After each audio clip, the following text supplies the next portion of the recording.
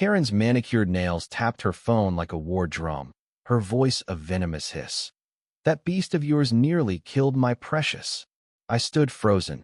Jake, the security guard, knowing her Precious was a yapping poodle who'd tangled with a statue. This wasn't about a doge, it was about power, and Karen, our HOA president, wielded it like a sledgehammer. Her complaint had spiraled into a neighborhood witch hunt, and now my job, my home, my everything hung by a thread over a misunderstanding so absurd it could have been a sitcom.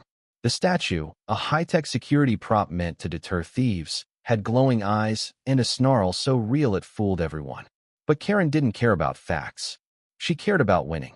It started innocently. I'd installed the statue in my yard to scare off vandals after a string of break-ins. Neighbors loved it, kids took selfies, old folks felt safer. Then Precious lunged, Karen screamed, and the dominoes fell. She rallied the HOA, painting me as a reckless menace. "That dog's a killer," she shrieked at meetings, her followers nodding like puppets. My inbox overflowed with hate mail. Someone egged my truck. Mia, the activist next door, tried reasoning with them, but Karen shut her down, threatening fines for her unsightly protest signs about community unity. The statue, meant to protect, had become my noose. Last night, the tension snapped. Karen stormed my yard with a crowd, demanding the beast be destroyed. I tried explaining that it was fake, but her eyes gleamed with triumph. "You're done, Jake," she spat, waving her phone, recording for her followers. Mia pushed through, shouting, "This is about control, not safety." The crowd wavered, but Karen doubled down, accusing Mia of aiding a criminal. Then Precious bolted, yanking Karen's leash, and crashed into the statue. Its eyes flared red, a programmed response to motion. The mob gasped, thinking it was alive. Chaos erupted, people screamed, trash cans toppled, and Karen's phone shattered as she fell. That's when I saw my shot.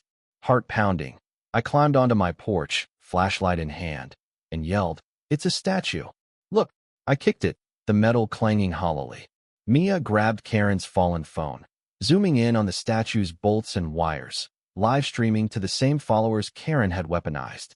The crowd stilled, murmurs rising. Karen scrambled up, face twisted, but her allies were peeling away, embarrassed. Mia's voice cut through.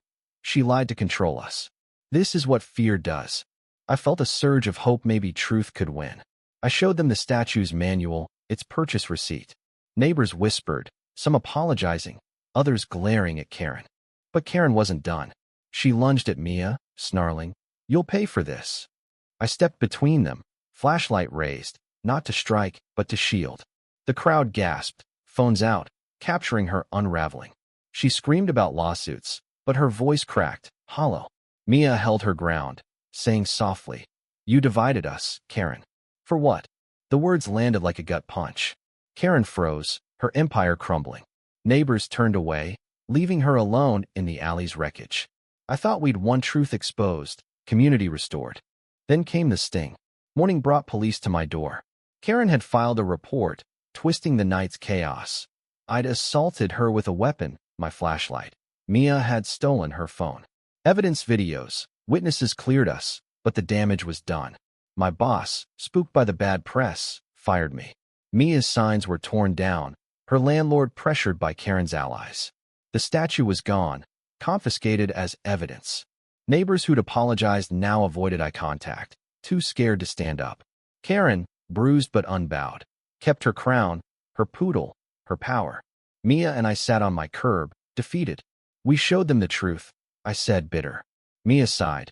"Truth doesn't always win, Jake." The statue was a jokey, a fake threat that exposed a real one. Karen's reign thrived on fear, division, and we'd underestimated her. Yet Mia scribbled a note, a new sign. "Keep fighting." I looked at her, the alley scars around us, and nodded. We'd lost the battle, but not the war. Karen thought she'd silenced us. Joke's on her, we're still here, and we're not afraid.